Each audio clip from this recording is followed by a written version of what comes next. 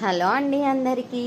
ఇంకా వరలక్ష్మి వ్రతం అయితే వచ్చేస్తుంది కదా, అందుకనేసి నేను నైట్ అయితే మార్కెట్కి వెళ్ళానమాట, పూర్ణ మార్కెట్కి. చూడండి అమ్మవారి డాల్స్ అనమాట ఎంత బాగున్నాయో.